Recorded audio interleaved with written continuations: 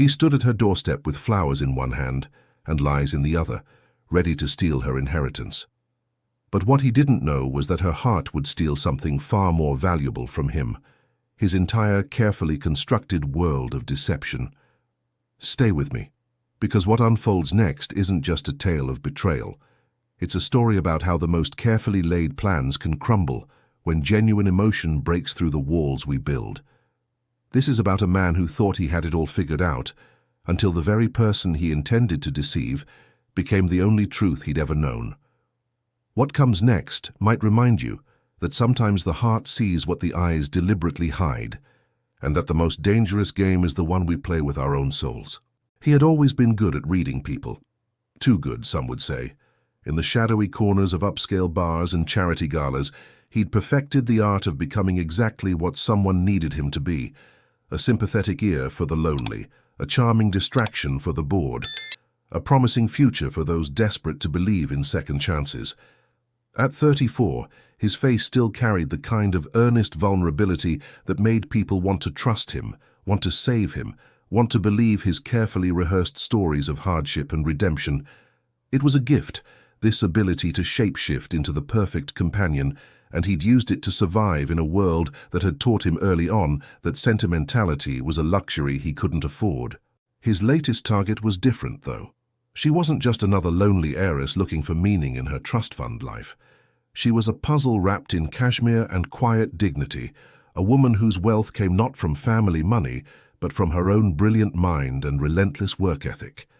At 41, she'd built a tech company from nothing, sold it for millions, and then retreated into a life of careful solitude that intrigued him more than it should have. Her name appeared in business journals but never in gossip columns. She donated generously but avoided galas. She lived in a beautiful brownstone in the historic district, surrounded by books and art, and according to his research, she had no family left except a distant cousin who'd been circling like a vulture, hoping to claim some piece of her fortune. That's where he came in. The cousin, a desperate gambler drowning in debt, had hired him for $20,000 up front and a promise of $200,000 more once the job was done. The plan was elegant in its simplicity. He would meet her, charm her, make her fall in love with him, marry her, and then slowly isolate her from her assets. The cousin would get his cut, and he would disappear with the rest, leaving behind nothing but a broken heart and a forged signature on a few crucial documents. It was the kind of scheme he'd pulled off twice before, though never for stakes this high, never with someone whose background check revealed a woman this isolated, this vulnerable beneath her armor of success. Their first meeting was orchestrated with the precision of a theater production. He'd learned she volunteered at a literacy center every Thursday evening, reading to immigrants learning English. So he showed up as a student, fumbling through simple sentences with an accent he'd practiced for weeks, a backstory about fleeing civil war and rebuilding his life in America, already polished to perfection. She sat across from him in the fluorescent-lit community center, her dark hair pulled back in a simple ponytail, her eyes patient and kind as she corrected his pronunciation, encouraged his efforts, praised his progress. There was something in the way she listened, truly listened, that caught him off guard. Most marks were so eager to talk about themselves that all he had to do was nod and smile. But she asked questions that made him think, that forced him to add layers to his fiction he hadn't planned, and when she smiled at something he said, something genuinely funny that slipped out before he could stop it, the warmth in her expression made something twist uncomfortably in his chest. He told himself it was just nerves. The stakes were higher this time, the payout bigger, the risks more severe if he got caught. But as weeks turned into months and their Thursday sessions extended to coffee afterward, then dinner on weekends, then long walks through the city where she showed him hidden gardens and tucked-away bookshops she loved, he realized the discomfort had nothing to do with fear of getting caught and everything to do with the growing realization that he liked her.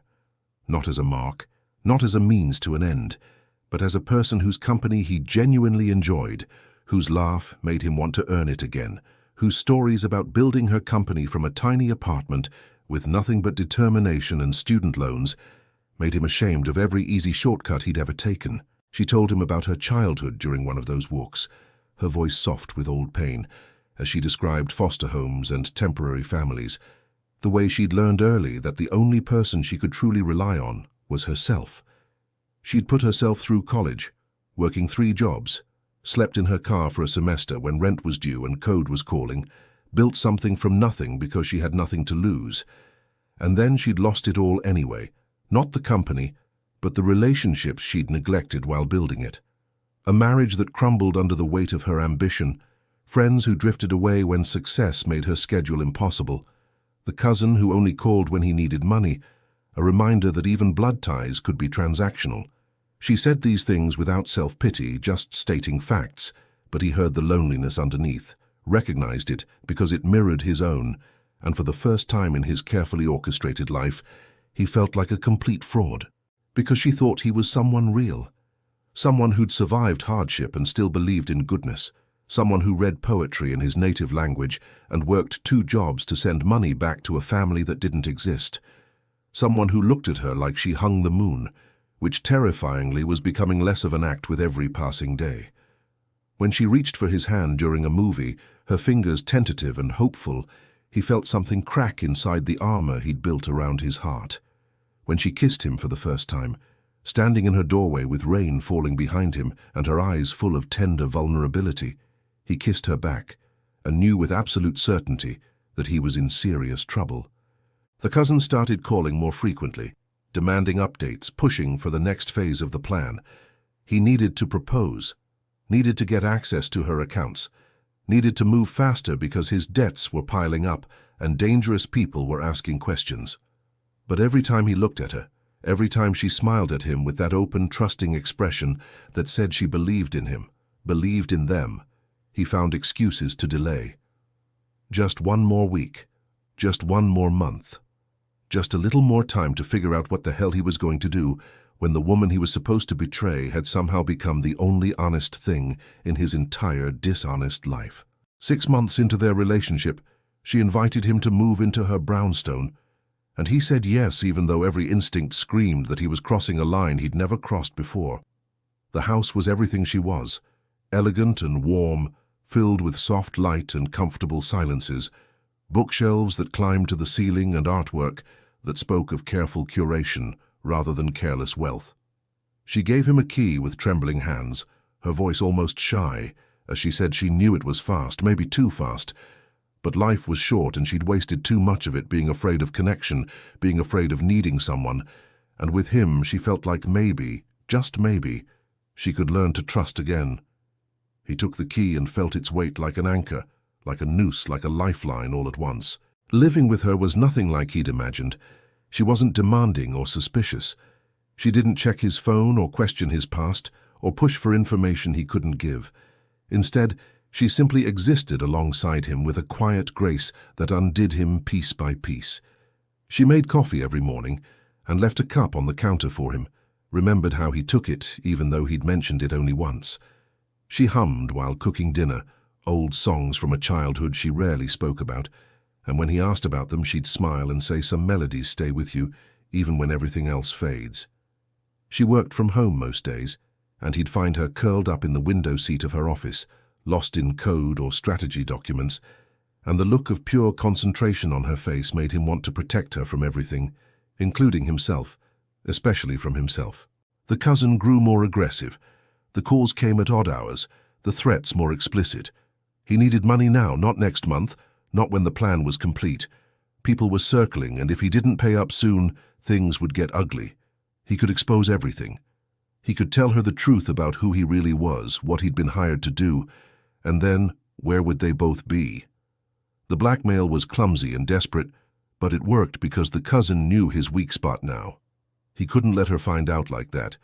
Couldn't let her discover his betrayal from someone else's mouth, twisted and cruel and designed to cause maximum pain. So he emptied what little savings he had, money he'd tucked away from previous cons, and bought himself time while he figured out what the hell he was going to do with the disaster his life had become. She noticed something was wrong. Of course she did. She'd built an empire by reading people, by seeing patterns others missed, and he was living under her roof, sharing her bed, sitting across from her at breakfast with shadows under his eyes and tension in his shoulders he couldn't quite hide. She asked gentle questions he deflected with practiced lies. Work stress from the restaurant job that was actually just a front. Family troubles back home that didn't exist. Immigration paperwork complications for a status he'd fabricated from whole cloth. She believed him because she wanted to believe him, because she'd opened her heart after years of keeping it locked away, and the trust in her eyes when she said everything would be okay. They'd figure it out together, made him feel like the worst kind of monster. Then came the night that changed everything.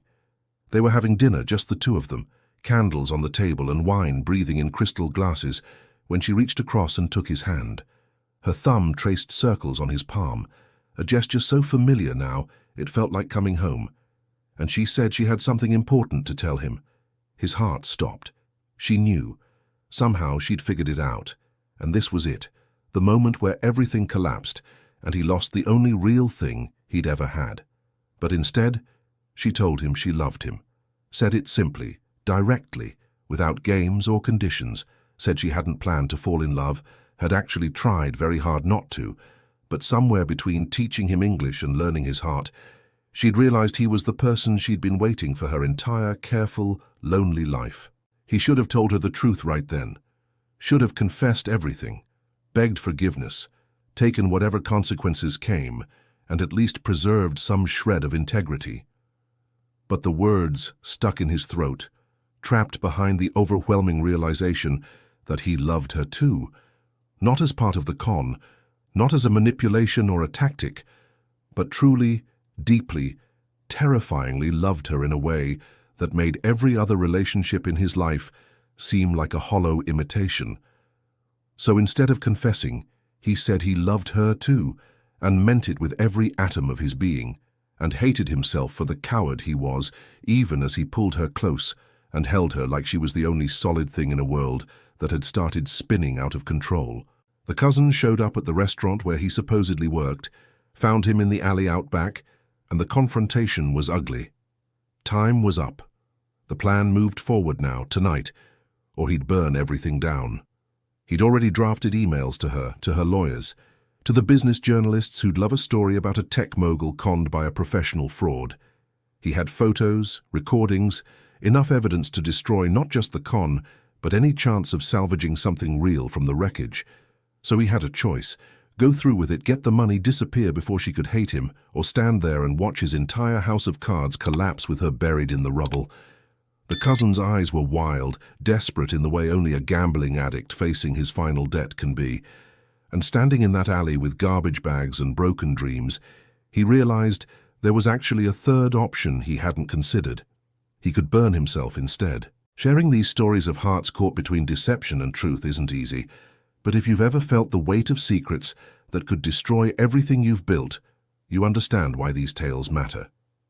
Subscribe and join us on this journey through the complicated landscape of human connection.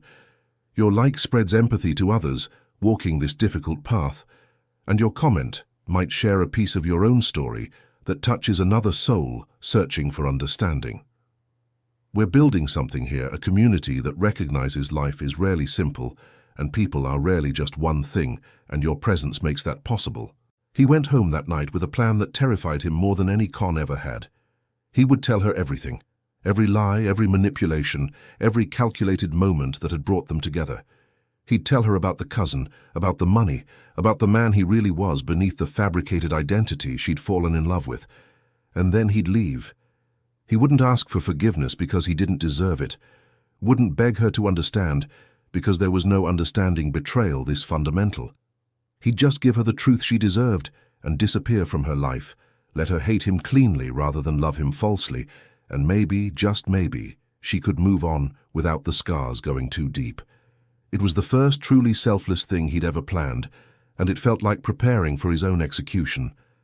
He found her in the library, curled up in the leather armchair by the window where moonlight spilled across the pages of whatever book held her attention. She looked up when he entered, and her smile was so genuine, so full of uncomplicated affection, that he almost turned around and ran. But he'd been running his entire life, and for once, just this once, he needed to stand still and face what he'd done. He sat down across from her, his hands shaking in a way he couldn't control, and when he opened his mouth to begin his confession, She set down her book and said she already knew. The words hung in the air between them like smoke, and for a moment he couldn't process what she'd said. She knew. Had known for weeks, actually, maybe longer. Had hired a private investigator after the third time he'd deflected questions about his past, because she hadn't survived foster care and cutthroat business deals by being naive, and the report had laid out everything in clinical detail.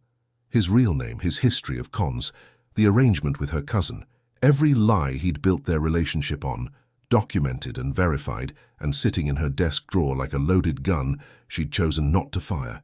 He felt the room tilt, felt everything he'd planned to say evaporate into shock and confusion, and a desperate crawling shame that made him want to disappear into the floorboards. She'd known, and she'd let him stay, had continued loving him, trusting him, building a life with him while knowing exactly what he was. It made no sense. Nothing in his experience had prepared him for this kind of response. Marks were supposed to rage or crumble or call the police. They weren't supposed to sit there with calm eyes and steady hands and say they understood why he'd done it, understood the desperation that drives people to become someone they're not. Because wasn't that what she'd done too? In her own way, building personas for board meetings and investor pitches, becoming whoever she needed to be to survive in a world that didn't make space for broken foster kids with big dreams. He tried to speak, to explain or apologize or make sense of the senseless, but she held up a hand and continued. She said she'd watched him these past months, watched the performance crack and the real person emerge, and she'd fallen in love with that person. The one who laughed at her terrible jokes and brought her coffee when she was working too late, and looked at her like she was the most fascinating puzzle he'd ever encountered. She said she'd seen him struggle with whatever demons were chasing him, had noticed when he started deflecting the cousin's calls, had realized something had shifted in him, something fundamental and irreversible. And she'd made a choice. She could confront him and force a confession that would end everything. Or she could wait and see if he'd come to her on his own, if the man she believed he could be would win out over the man he'd been. The private investigator had also found the cousin, had documented his gambling debts and his threats, and she'd already dealt with that particular problem. Paid off the debts with the explicit understanding that he was to disappear from both their lives permanently, signed agreements and legal consequences if he ever attempted contact again. She'd done it quietly, efficiently, the way she did everything, and the cousin was already on a bus to another state with enough money to start over, and enough fear of her lawyers to never look back. So that threat was gone, that noose around his neck cut free, and all that remained was the question of what happened next, of whether the relationship they'd built on his lies could become something real if they chose to build it together with truth. He broke then, completely and utterly, in a way he hadn't allowed himself to break since he was a child, learning that tears were weakness, and weakness got you hurt. He told her everything, not the sanitized version he'd planned, but the raw truth of a boy abandoned by parents who chose drugs over him, of foster homes where he learned charm was armor and manipulation was survival, of a teenage runaway who discovered that being someone else was easier than being himself, of years spent drifting through lives that weren't his because his own life felt like something damaged beyond repair. He told her about the first time he'd conned someone, a lonely widow who'd just wanted company and he'd taken her savings, and how he'd vomited in an alley afterward but done it again anyway because he was good at it. And being good at something, even something terrible, felt like having purpose. He told her about the moment he'd realized he loved her, really loved her, and how that love had felt like a betrayal of everything he'd worked for, like the universe's cruelest joke, giving him something real just as he was about to destroy any chance of keeping it. She listened to all of it, and when he finally ran out of words and sat there hollow and exposed, she crossed the space between them and took his face in her hands. She said she wasn't naive, wasn't pretending what he'd done didn't matter or didn't hurt. The lies mattered. The intention behind their meeting mattered. But what mattered more was what he'd chosen to do when the con stopped working, when genuine feeling complicated the simple transaction he'd planned. He'd started giving money to her cousin instead of taking money from her. He'd sabotaged his own plan at every turn. He'd come home tonight intending to confess and walk away, choosing her well-being over his own survival. And that choice told her more about who he really was than any of the lies that came before. People aren't simple, she said. They're not just their worst moments or their best intentions. They're the sum of every choice they make, especially the choices they make when no one's watching and nothing forces their hand except their own conscience. She'd built a company by betting on people others had written off, by seeing potential where others saw only risk. And she was choosing to bet on him now, on the man he was becoming, on the possibility that love could be the thing that finally gave him a reason to stop running. But it had to be his choice too. She wouldn't trap him with guilt or obligation or even love. If he wanted to leave, to start over somewhere with a clean slate, she'd let him go and wish him well. But if he wanted to stay, they'd start over right here, right now, with truth as their foundation, and the understanding that building something real was going to be harder than any con he'd ever pulled. These moments of reckoning, when everything hangs in balance and a single choice can redraw the entire map of a life, are why we share these stories. If you've ever stood at a crossroads where the easy path and the right path diverged, you know the weight of that decision. Subscribe to walk this journey with us, exploring the complicated truth that redemption is possible, but never simple. Like this video if you believe people can change, and comment with your own thoughts on second chances, and the courage it takes to choose authenticity over comfort. Together, we're building a space where these difficult, beautiful truths can be told and heard. He stayed. Not because he had nowhere else to go, but because leaving would have been the ultimate con, the final lie he told himself, that he wasn't capable of being the person she believed he could become. They started over that night, not by pretending the past didn't exist, but by acknowledging it fully and choosing to build something new despite it. He told her his real name, the one he'd stopped using so long ago it felt like someone else's, and when she said it out loud, it sounded like an invitation to become that person again, to reclaim the boy he'd been before survival had twisted him into someone unrecognizable. The months that followed were the hardest of his life, harder than any childhood trauma or desperate con, because choosing authenticity after a lifetime of deception meant confronting every uncomfortable truth he'd spent years avoiding. She insisted on therapy, both individual and couples, and sitting in those sessions with nowhere to hide felt like being flayed alive.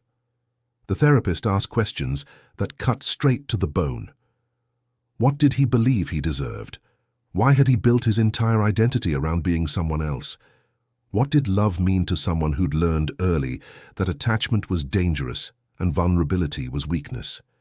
He wanted to lie, to perform, to become whoever the therapist wanted him to be, but she sat beside him holding his hand, and he could feel her willing him to be honest, to be real, to trust that the truth wouldn't destroy him this time.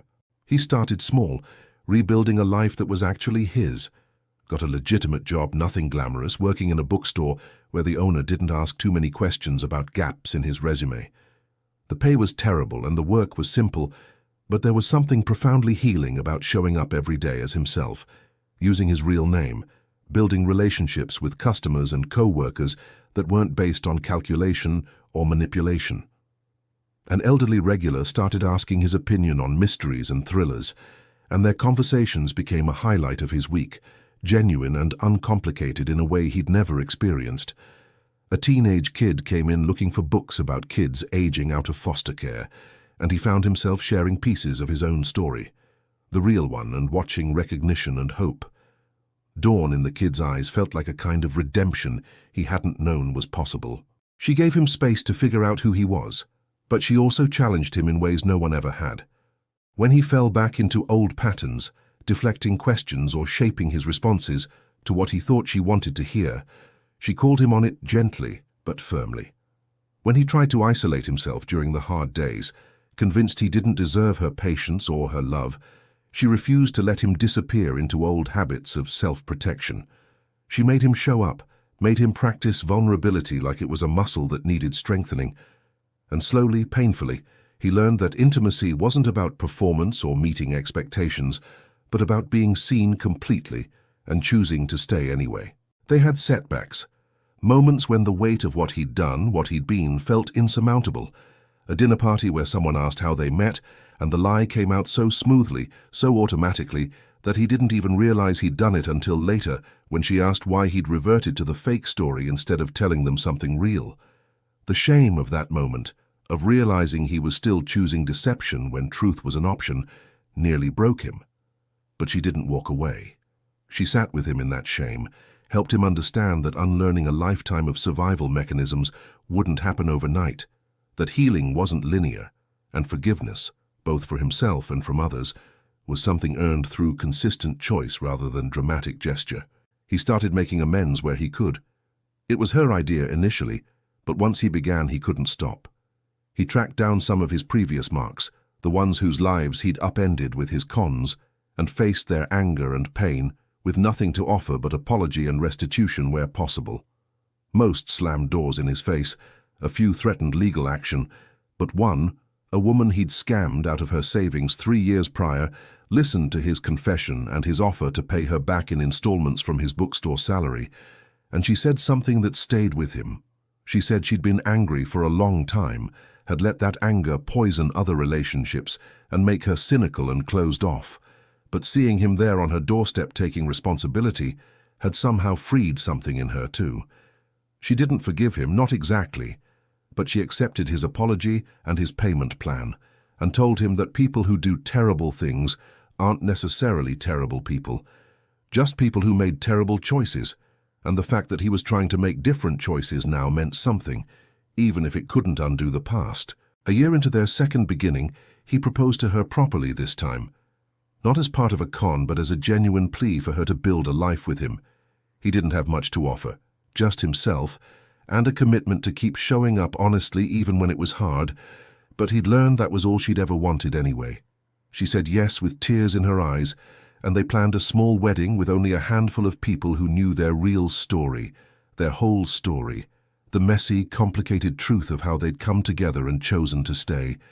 Standing at the altar with her, speaking vows he'd written himself about truth and growth and choosing each other every day, he felt like a different person from the man who'd shown up at her door with flowers and lies. And maybe that was the point. Maybe becoming someone new was possible if you had the courage to let the old version die. They built something beautiful together. Not perfect, but real. He kept working at the bookstore and eventually became manager, started a reading program for at-risk youth that brought him face-to-face with kids who reminded him of who he'd been. She supported the program, donated books and funding, but let him run it because she understood he needed to prove to himself that he could build something positive, could use his ability to read people and connect with them for good instead of exploitation. They had hard days and easy days, arguments that came from genuine disagreement rather than hidden agendas, moments of pure joy that felt earned in a way nothing in his previous life ever had. And every night when he came home to her, to their home, to a life that was actually his, he felt grateful in a way that still surprised him, grateful that she'd seen past the con to the person underneath, and grateful that he'd been brave enough finally to let that person exist. This was the journey of one soul learning that it's never too late to choose differently, to become someone worthy of the love you've been given and the love you want to give back. If you've ever felt the weight of your past mistakes, ever wondered if redemption is possible or if you're forever defined by your worst choices, know that transformation is real, but it requires courage, consistency, and someone willing to believe in your potential even when you can't see it yourself. Subscribe to our community and join us in celebrating these complicated human stories, the ones that remind us we're all works in progress, all capable of change if we're willing to do the work. Share your thoughts in the comments about second chances, about the people who believed in you when you couldn't believe in yourself, and about the moment you decided to stop running from who you were and start becoming who you wanted to be. Your story matters. Your journey matters, and together we can build a space where truth and empathy and hope are more than just words, but lived experiences we share and celebrate. Like this video, to spread this message to someone who needs to hear it today, and remember that the most powerful cons we ever pull are the ones we pull on ourselves, convincing ourselves we're incapable of change when the truth is we're capable of anything if we choose it consistently and courageously.